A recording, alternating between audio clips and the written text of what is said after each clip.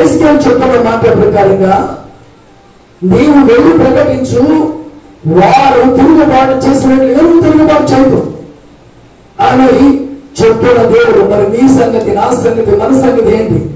ఇప్పుడు దేవుడి వాక్యం దగ్గరికి వచ్చి ఇంకా తిరుగుబాటు ఉందా నీలో?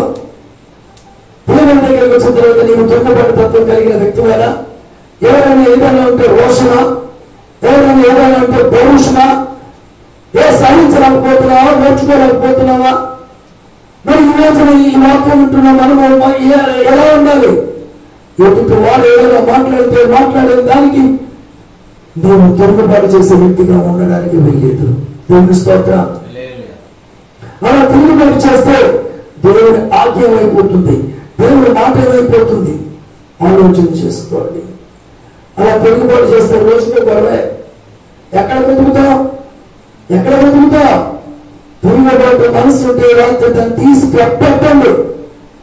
రెచ్చిపోయే మనసును తీసి కప్పెట్టండి.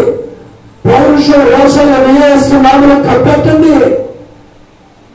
మనము ఎదుటి వారిని ప్రేమించే మనసులు కానీ వారు ఇరువారు ఎన్నో రకాలుగా ఉన్న వాళ్ళని చూసి మాట్లాడతారు.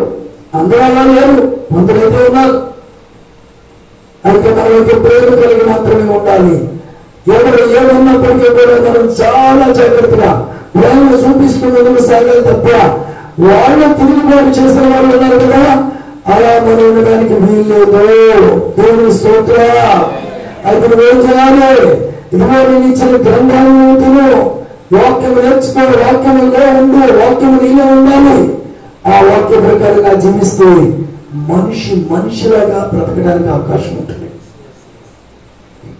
లేకపోతే అడ్డు మేరుతావు, అడ్డు తప్పుతావు.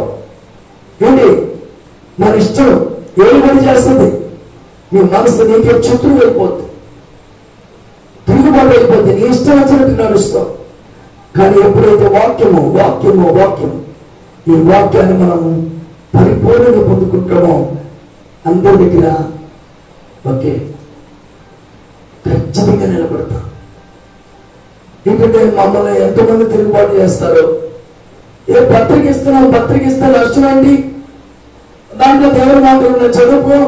చదువుకుంటే కాస్త వస్తే నీకు జ్ఞానం వస్తుంది, అసలు విషయం ఏంటో అర్థం అవుతుంది. నా వద్దు అని రెండు ముక్కలుగా చెప్పేస్తే ఒక్కడ చెప్పగలవు. ఎన్ని చెప్పగలవు నువ్వు? బ్యాంకులో కట్టగట్టి తగలబెట్టేది ఎన్ని తగలబెట్టగలవు?